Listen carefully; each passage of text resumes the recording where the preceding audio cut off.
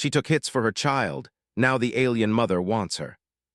Lauren Mitchell moved through the crowded market of Varaxis Prime with practiced ease, her eyes scanning the colorful stalls that lined the wide plaza. The diplomatic station hummed with activity as dozens of species conducted their daily business. Humans mixed with scaled Zarvians, insectoid chitters, and gaseous Vraxi contained in their mobile atmosphere suits. The air smelled of exotic spices, ozone, and the metallic tang of the station's recycled atmosphere. She paused at a fabric merchant's display, running her fingers over a bolt of silk from Earth. 3 years working station security had taught her to appreciate these quiet moments between shifts. The market was her favorite place to decompress, watching the peaceful interaction of species that had once been strangers to each other. A flash of emerald scales caught her attention. A Zarvian female stood at the neighboring stall, her long tail swishing slowly as she examined a set of human-made toys. Beside her, a smaller version of herself clutched the edge of her mother's ceremonial robe. The child couldn't have been more than 6 cycles old, her scales still bright with youth, her large golden eyes full of wonder as she stared at the colorful displays. Lauren smiled slightly. She had seen many Zarvian children on the station, but they were rare. The reptilian species treasured their young fiercely, rarely bringing them to mixed species zones. This mother must have trusted the station's security deeply. The Zarvian mother, draped in rich purple fabric that marked her as wealthy, selected a wooden puzzle box and handed it to her daughter. The child's face lit up with delight, and even across species barriers, Lauren could recognize pure joy. Then the world exploded into chaos. The first energy blast hit a support column 30 meters away, sending chunks of metal raining down onto the crowd. People screamed in a dozen different languages and pitches. Lauren's training kicked in instantly. Her hand went to her hip, but she wasn't armed during her off hours. Civilian clothes, civilian protocols, 3 figures in dark combat gear emerged from behind the cargo containers, weapons raised. Human weapons, human attackers. Lauren's stomach dropped. Anti-alien extremists had been making threats for months, but station security had assured everyone the fringe groups were all talk. They had been wrong. Another blast tore through a food stall, igniting synthetic materials that burned with toxic black smoke. The crowd surged in panic, bodies pushing in every direction. Lauren braced herself against the stampede, trying to locate the attackers and plot an escape route. Her eyes found the Zarvian child. The little one stood frozen in the center of the plaza, her puzzle box dropped at her feet. Her mother was nowhere in sight, probably swept away by the fleeing crowd. The child's golden eyes were wide with terror, her mouth open in a high-pitched distress call that cut through the noise. Above her, a damaged support beam groaned, hanging at a dangerous angle. Debris had already begun to fall from the ceiling where the blast had weakened the structure. Lauren didn't think. Her body moved before her mind could calculate the risk. She sprinted across the plaza, dodging panicked civilians and burning debris. The support beam cracked with a sound like thunder. Metal fragments began to fall in a deadly rain. Lauren reached the child and Dove, wrapping her arms around the small body and curling over her protectively. The world became pain and noise. A jagged piece of metal the size of her forearm struck her left shoulder, tearing through her jacket and into muscle. Another piece slammed into her back, knocking the breath from her lungs. Smaller fragments pelted her legs and arms like brutal hail. Then the real danger hit. An energy blast, probably meant for someone else, grazed her right side. The heat was incredible, searing through fabric and skin. Lauren bit back a scream, refusing to let go of the child beneath her. The beam itself crashed down beside them, missing them by centimeters. The impact sent a shockwave through the floor that rattled Lauren's bones. Time seemed to slow. Lauren kept herself curved over the child, creating a shelter with her own body. She could feel the small Zarvian trembling against her chest, hear the frightened chirping sounds the species made when distressed. "It's okay," Lauren whispered, though she wasn't sure the child understood English. "I've got you. You're safe." Strong hands tried to pull her up, but Lauren's body wouldn't cooperate. The pain finally registered fully, making her vision swim with dark spots. "Don't move her," someone shouted, a medic. "Get a scanner over here." "Is the child okay?" "You saved her," the medic said, pressing something cold against Lauren's shoulder. The pain dimmed slightly. Crazy human, you saved that kid. Her strength was fading fast, blood loss making everything feel distant and foggy. Through the haze, she saw another face appear above her. The Zarvian mother, her emerald scales streaked with dust, her expression showing something Lauren had never seen on an alien face before. Horror mixed with awe, grief mixed with gratitude, all swirling in those golden eyes that were so similar to her daughter's. The Zarvian reached out with a clawed hand, touching Lauren's face with surprising gentleness. Her mouth moved, saying words in her own language that Lauren couldn't understand. "Ma'am, please step back," the medic said. "We need to transport her to medical." Lauren woke to the soft hum of medical equipment and the sharp smell of antiseptic. Her body felt heavy, wrapped in the familiar fog of pain medication. She tried to move and immediately regretted it. Fire shot through her shoulder and side, making her gasp. "Easy there," a calm voice said. A woman in a white medical coat appeared beside the bed, checking the displays above Lauren's head. "You've been out for 3 days. Your body needed the rest." The doctor held a cup of water to her lips, and she drank gratefully. "I'm Dr. Amanda Foster. You're lucky to be alive, Miss Mitchell. That energy burn went deep, and you lost a lot of blood from the metal fragments. We had to repair damage to your shoulder muscles and 2 cracked ribs." Foster gently pushed her back down. "She's fine, not a scratch on her, thanks to you. You took all the hits yourself." The doctor paused, giving Lauren a strange look. "Her mother has been here every single day, multiple times a day, actually. She's driving my staff a little crazy. Your vitals are stable enough for a short visit. Do you feel up to it?" She was tall, even for her species, with elegant horns that curved back from her head. Her scales were a deep emerald color, and she wore robes of rich purple and gold that whispered money and status. The Zarvian approached the bed slowly, her golden eyes fixed on Lauren with an intensity that made her uncomfortable. She carried a woven basket filled with items Lauren couldn't identify. "Hello," Lauren said awkwardly. "I'm glad your daughter is okay. You bled for her, especially not at cost to themselves." She set the basket on the table beside the bed. "I bring gifts of gratitude, healing herbs from my homeworld, sweets made by my own hands. A prayer cloth blessed by our elders. Really, I'm just happy she's safe. To risk your life for one not of your blood, not of your species, this creates Castera, Shield Sister, a bond that cannot be broken. I'm Commander Patricia Wells, diplomatic liaison for Varaxis Prime. I apologize for the intrusion, but this situation requires some explanation." It also created a significant cultural situation. Krathel is not exaggerating about the importance of your actions to her people. "I'm not looking for any kind of reward or recognition. In Zarvian culture, someone who saves a child at personal risk becomes part of that child's family structure. It's not optional, and refusing it would be a terrible insult. Krathel has been waiting to formalize this bond as soon as you were conscious." She reached into her robes and pulled out a bracelet made of interwoven metals Lauren didn't recognize. "Please, allow me to visit you. Allow me to teach you our ways. Allow me to show gratitude not just with gifts, but with connection. What you did for our family, for our only living child, is beyond price." She thought of the terror on that little face when the world exploded around her. "Okay," Lauren said quietly. "You can visit. I'd like to make sure Sierra is really all right. Maybe talk to her if she wants." Her tail, which had been held stiffly, relaxed. Her eyes brightened.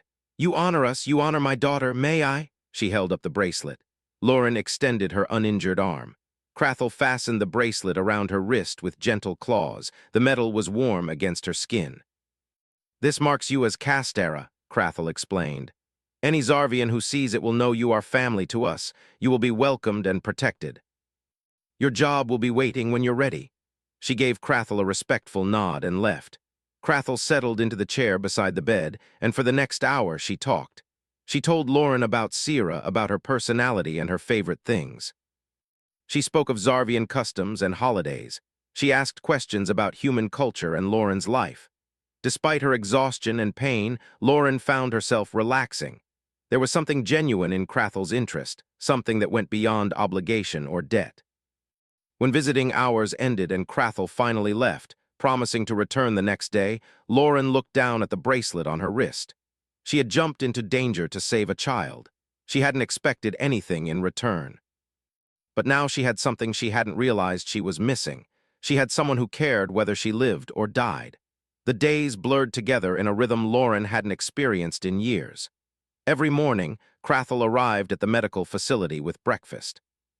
Not the bland station food the staff provided, but dishes from her homeworld. Spiced grains that warmed Lauren from the inside, sweet fruits that tasted like honey and sunshine, protein cakes that actually had flavor. "You are too thin," Crathel would say, arranging the containers on the rolling table. "Humans need more food to heal properly." Through it all, Crathel was there, sometimes talking, sometimes just sitting quietly while Lauren rested. On the 8th day, a small face peeked around the doorframe.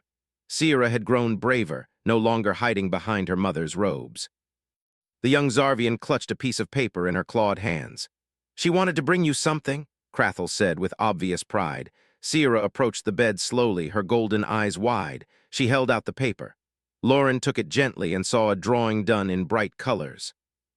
Two figures stood side by side, one tall with green scales, one shorter with yellow skin that Lauren assumed was meant to be her own pale complexion. Above them, Sierra had drawn what looked like stars. "It's beautiful," Lauren said, meaning it. "Is this you and me?" Asking when she can see you. She does not understand why the human who protected her disappeared. After losing her squad members in the service, she had promised herself she wouldn't care that deeply again. Caring meant pain when you inevitably lost them. But this small creature looking at her with such trust made those walls feel thin and useless.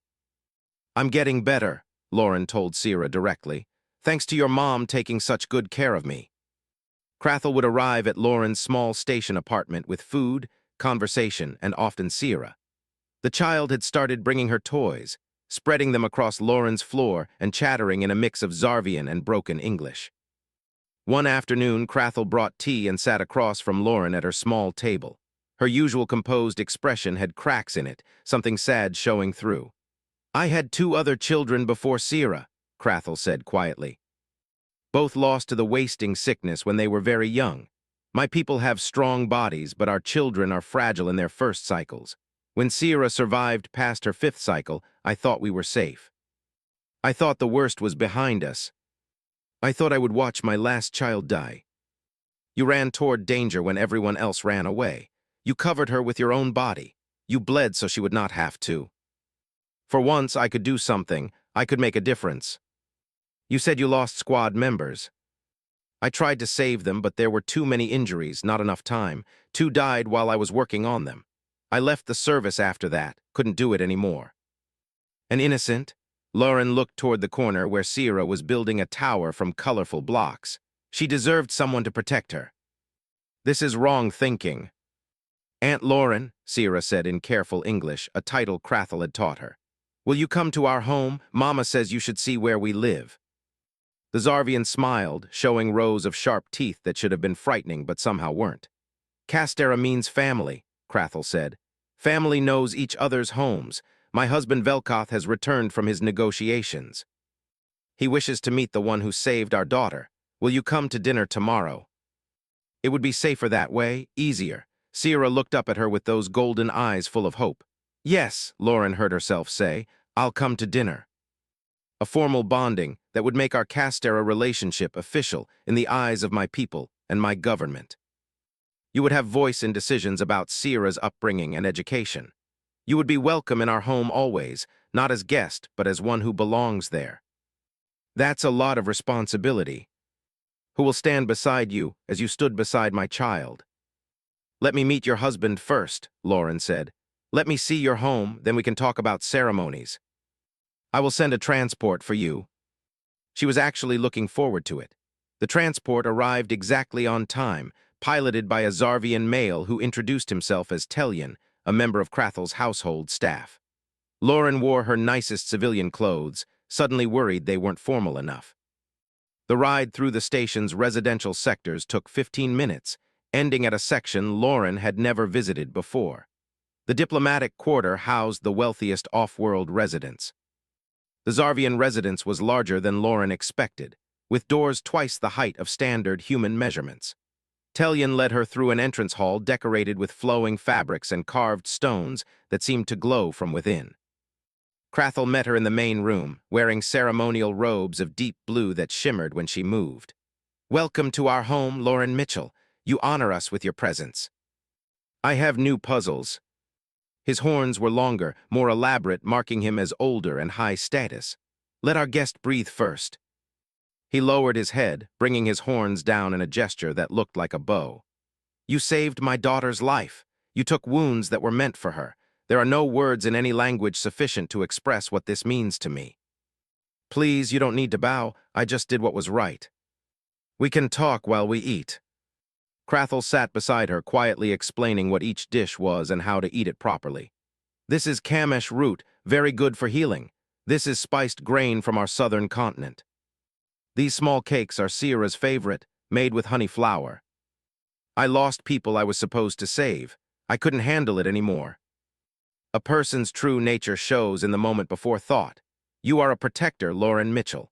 This is not something you can leave behind simply by changing jobs. The child had a piece of honey flour cake clutched in one hand, her golden eyes drooping with contentment. Crathel smiled at the sight. She has not been this comfortable with anyone outside our family since she was hatched. "You have a gift with young ones." "I draw you lots," Sierra said proudly. "You're my favorite human." They stopped when Lauren entered, both looking at her with serious expressions. "We wish to discuss the bonding ceremony," Velkoth said, "if you are willing to hear the details." "I'm willing to listen." "This makes you worthy of family status. You could visit our homeworld whenever you wish. You would have voice in major decisions about Sierra's life, her education, her future. To honor the bond you created when you saved her. You gave blood and took pain for a child you did not know. What more proof of character could we need? I wish to name you daughter of my heart. I see your loneliness. I see your pain. I see how you believe you do not deserve family because you could not save everyone. Let me care for you as you have shown care for my daughter. You protected her body. Now let us protect your heart." But sitting here in this warm home, holding hands with someone who genuinely cared, those walls felt like prisons instead of protection. "I don't know how to be part of a family anymore," Lauren whispered. "We will teach you," Velkoth said. "Just as you will teach us about humans. Family is something we build together, not something that simply exists." At the father who bowed to her in respect, at the home that felt warmer and safer than anywhere she had lived in years. "Yes," Lauren said, her voice stronger. "I want to do the ceremony. I want to be family." Velkoth's expression showed deep satisfaction. Sierra stirred in her sleep, mumbling something in Zarvian that sounded happy. "The ceremony will be in 5 days," Crathel said. "We will provide you with proper robes. Elder Kresnoth will perform the ritual." "It will be beautiful, Lauren, you will see." Instead, she had found something she thought she had lost forever. She had found home. Lauren stood in the Zarvian residence, helping Sierra practice the traditional greeting she would need for tonight's naming ceremony. The child was nervous, her tail twitching in the way it did when she was worried about making mistakes. "You will do perfectly," Lauren assured her, straightening the ceremonial sash across Sierra's small shoulders. "You have practiced 100 times. Besides, I will be right there with you. Are my 2 most important people ready?" She still felt strange wearing them, but they no longer felt completely foreign. "As ready as we will ever be," Lauren said. The past 6 months had been a learning experience unlike anything Lauren had imagined. After the bonding ceremony, she had maintained her security job, but spent every free moment with Crathel's family. She had learned basic Zarvian, enough to follow conversations and respond simply. She had attended festivals and ceremonies, learning the customs and traditions. She had also learned what it meant to have people who cared about her well-being. When she worked long shifts, Crathel sent food to the security office. When she had nightmares about her lost squad members, she could visit the residence at any hour and find comfort. When she doubted herself, Velkoth would remind her of her worth with the patience of someone who genuinely believed it. And Sierra had become the center of her world in ways Lauren never expected. The child had taught her to play Zarvian games, had shared her favorite stories, had asked endless questions about Earth and humans, and everything else her curious mind wondered about. Now they walked together to the ceremonial hall within the residence. The room was filled with Zarvians, dozens of them, along with a handful of humans and other species. Lauren recognized Commander Derek Hayes from station security and her colleague Nicole Parker, who waved enthusiastically.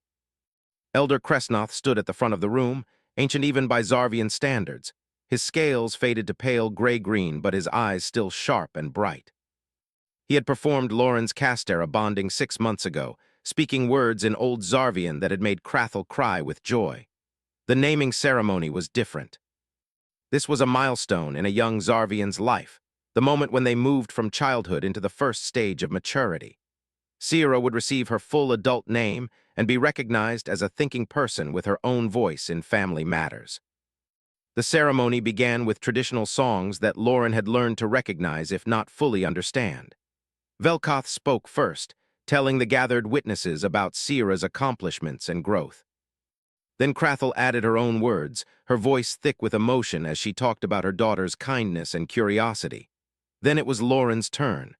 As Castera and Daughter of the Heart, she had the right and responsibility to speak. "I have known Sierra for 6 months," Lauren began in careful Zarvian, then switched to English as planned, with Tellian translating for those who needed it. "But she has taught me more in that time than I learned in years before. She taught me that family is not about blood or even species. It is about who you choose to love and who chooses to love you back. It is about doing what is right even when you are scared. She taught me that healing happens not in isolation, but in connection with others who care. That my past mistakes do not define my future. That I can still be someone who protects and helps others, even after I have failed." Sierra received her adult name, speaking it clearly despite her earlier nerves. Then came the moment Lauren had been preparing for but still found overwhelming. The witnesses were invited to make pledges to Sierra, promises of support and guidance as she grew. Other family members went first, then family friends. When it was Lauren's turn, she knelt so she was eye level with the child. "I pledge to always be honest with you, even when the truth is hard," Lauren said. "I pledge to protect you when you need protection, and to let you be brave when you need to grow. I pledge to be present in your life, to celebrate your joys and support you through your struggles. I pledge to be the family you deserve." The celebration afterward was loud and joyful. Food was served, music played, and people mixed freely. Nicole found Lauren in the crowd. "Look at you," Nicole said with a grin. "6 months ago, you barely talked to anyone. Now you are part of an alien family and speaking Zarvian at ceremonies. I am proud of you. You are not just surviving anymore, you are actually living. For everything you have given us, for saving Sierra that day, for accepting our bond, for becoming family in truth, not just in ceremony. A reason to believe I could be more than my failures. You just needed someone to help you see it. You know, when I saw that beam falling towards Sierra, I thought my world was ending. I thought I would lose everything that mattered. But you stopped that from happening. You gave me my daughter's future. What I did not expect was that you would also give me another daughter, one I did not birth but chose, one who chose us in return. For the first time in years, I made the right choice." Lauren had jumped in front of danger to save a child she did not know. In that moment of instinct and courage, she had not just saved one life. She had saved her own as well. She had found her family.